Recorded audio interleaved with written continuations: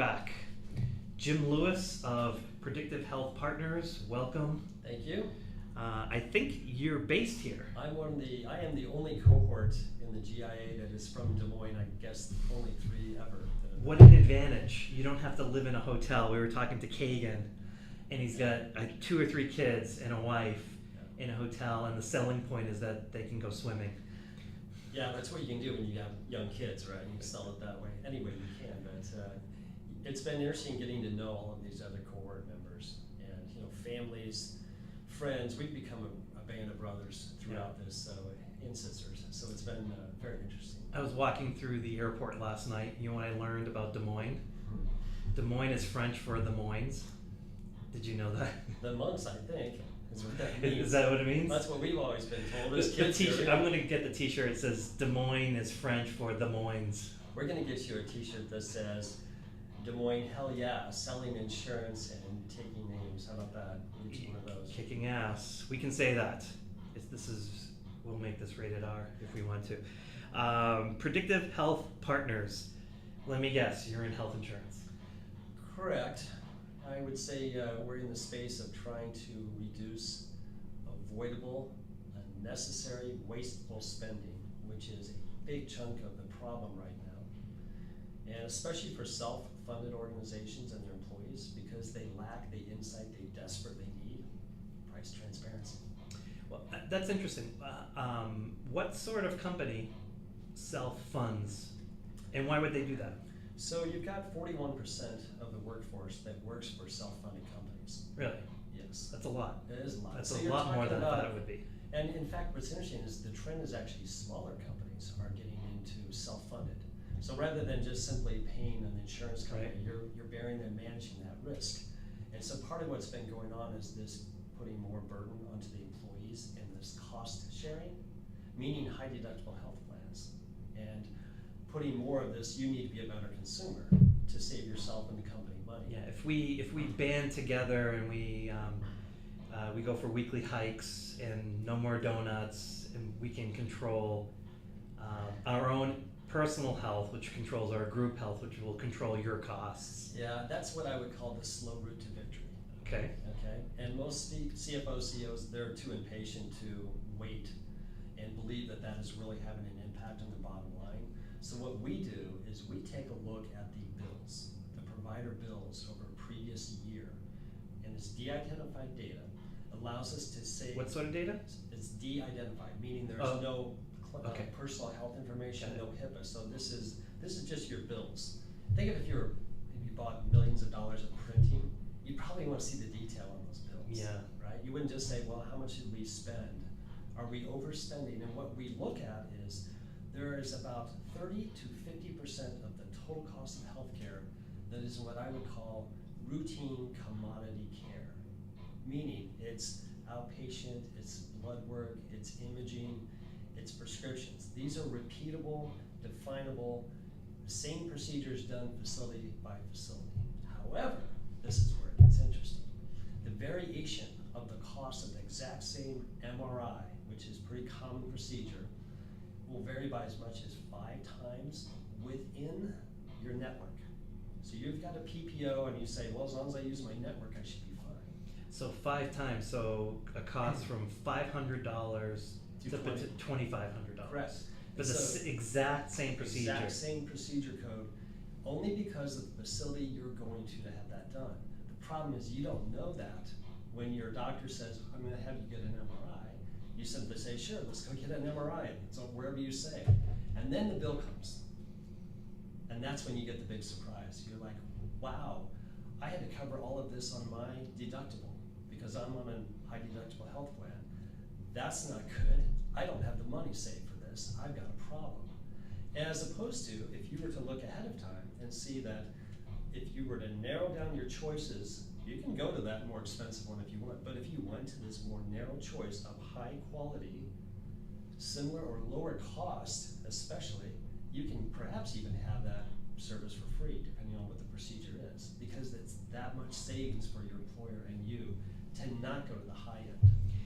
It would seem to me there would be a disincentive for the practitioners that are at the high end from releasing that information? Are there laws, or what's preventing them from not telling you? So where it works only is with the self-funded organizations, because they own that data. Those bills, they have every right to look at those bills and analyze those. So they simply give us those bills, we analyze it for them. So the provider themselves, this is interesting, the doctors really are not the problem.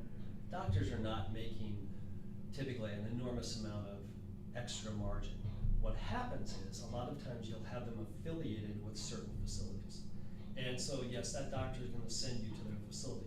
However, you still have a choice as a patient. And you can say, I'd like you to schedule me at an MRI facility of any of them on this short list of providers. I've got a card here, and have them do it for you. Takes them off the hook, because they really don't have a financial incentive themselves as a doctor. Hospitals might have a real financial incentive to get you to come to their facility, because they are going to apply a significant overhead to that exact same procedure. Hence why it often is $2,500 instead of $500. It sounds like your solution is both preventative, meaning you can potentially guide them to a particular facility, but it also sounds like after the bills have been processed, that there's potentially a way to say, hey, wait a second, this shouldn't have been $2,500, this should have been half that or whatever. So this is where my background is a marketer. Okay. I use predictive analytics, one-on-one employee engagement, customer engagement, relationship marketing. I did that for about 30 years for some of the most innovative large companies. And this is when I said, why are we not doing this in healthcare? We do it in every other industry. Mm-hmm. We are pretty good at consuming when we understand price, quality, get references. We can figure this out. We don't have those components. So this is what got me down this road. What's interesting about it is that when you look at just an employer, think of them as one big customer. And you took all of their bills and you said, let's take a look at how we did last year. How well did we consume? Did we overspend? If we were to analyze that against the database we have a database of 250 million records and 6,000 CPT codes from all over the country, and we can really go down and look at how well did we spend. And you'll always find waste. And then you find about 1% of just billing shenanigans right off the bat that can be reclaimed by the employer, more than funds what we do, certainly. And that's lost money they just got back. More importantly, it identifies the 30% where you will be spending money in the coming year, and say, what if we did these things to not have that happen? Mm-hmm. What would that do to our organization? Typically about 30% of the costs you have, about 30%, almost call it like a 30-30. There's 30% of routine commodity care, most organizations. Then you look at what could we avoid if we didn't go to that high-end tier of expensive, and typically not even higher quality. That's the interesting part of this too. But we just honed in, and we typically get about 30% savings on that. So even if you're, let's say you didn't even get half that, you're still talking about a significant amount of money that is on the table, and these are easy to implement strategies. It's just we haven't told employees that this is available to them. Yeah. We haven't incentivized them. That's what we'll be doing. You're the money ball of this area. Like, it's just, the data's there. We've been doing it in other industries. Yeah. I've been doing it in other industries, and I'm excited about this. We're getting great excitement in the marketplace because the self-insured employers have been left on their own to figure this out. The government is not going to solve this problem for us. It sounds as though there'd be an application to this to workers' compensation. We're still evaluating that as well. We're even looking at the stop loss, and there's two other engines. I haven't. Hey, can you quickly explain the stop loss just for folks that don't understand it? For those, and I am not necessarily the guru that the nerds that your audience will have there, but the way I would explain it is that a stop loss kicks in once you have a rather significant claim. Yeah. And so it's the self-funded employer who's taking care of their own healthcare costs. They're not a healthcare company. So Right. at some point they cry uncle. Right. They actually need an insurance company that acts as a reinsurance company Right. to make sure that if it gets beyond a certain point, Right. that it doesn't bankrupt them. What I find interesting about that is that you have prescriptions in many cases there's some very expensive, life-saving prescriptions people will be on and need to be on. And the way the insurance plan works, I really don't care as an employee after it gets to a certain amount, because it's covered by someone else. Those prescriptions are often bankrupting or just killing the plan. So one of the other pieces we have is, so think of like the medical, we have a quality component, we have a prescription component.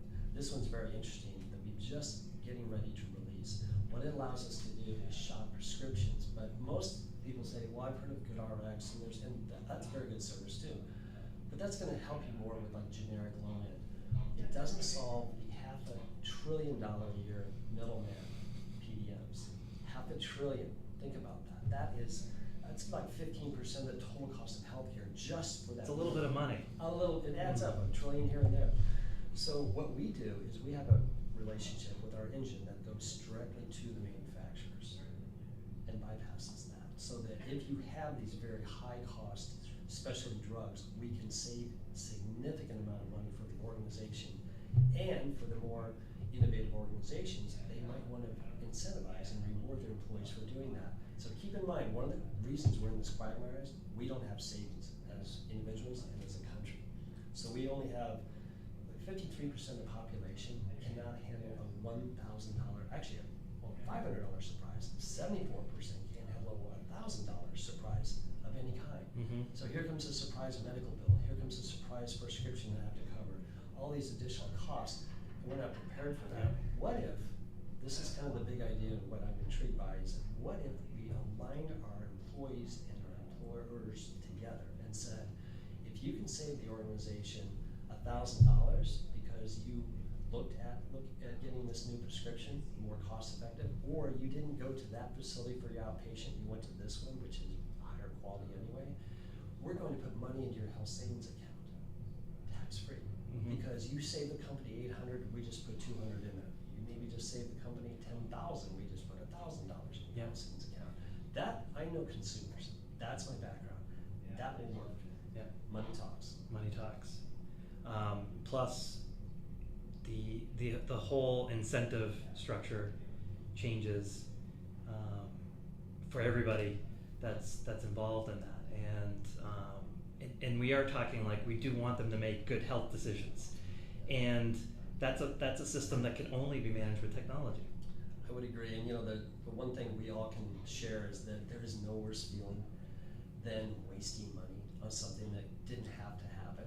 And you'll talk to a friend, you'll go, well, why'd you spend so much on those concert tickets? Didn't you know you could do this? There's that little sick feeling you have.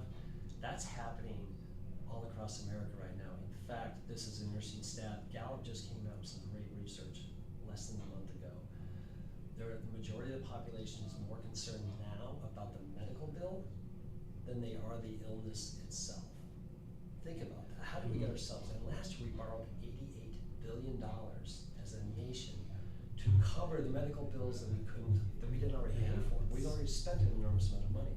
So it's creating this quagmire, and employers should be concerned, because employees, that's going to affect your ability to recruit, retain, and they're in fear, and they're not going to get the care they should, or they're not keeping on prescriptions or treatments because they have fear of money. That's just a ticking time bomb, because they're going to end up in hospitals, they're going to have accidents and adverse reactions to meds, and that's a bigger problem. It's going to happen if we don't turn the tide on this. Godspeed. Thank you. Thank you. It's worthwhile. These are the types of things that like really give me a lot of hope, because it's a win-win. Yeah. It's not about making money. I would tell you too that from a participant in the GIA, one of the benefits we get is Nicole, who's the incoming director, she makes the comment Nicole Cook. that we need to slow down so then we can go fast on the other side. And I think there's a lot of truth to that. The other thing is we pick up so many great ideas from our fellow cohort entrepreneurs. We're living together, we're working together, we're sharing ideas, we're presenting, and there's a great deal of osmosis, and they definitely inspire me too. It's like when I play pickup basketball. Scaling is like offense. Everybody wants to shoot. Nobody wants to play defense. Right. You need both. Yeah. So a lot of times it's best to just slow the game down, solidify the defense, and then aggressively go on offense. That's so a great metaphor. it makes a lot of sense. Jim Lewis, Nick, appreciate the time. I Thanks for your love help. learning about GIA, predictive appreciate health. it. All right, thank you.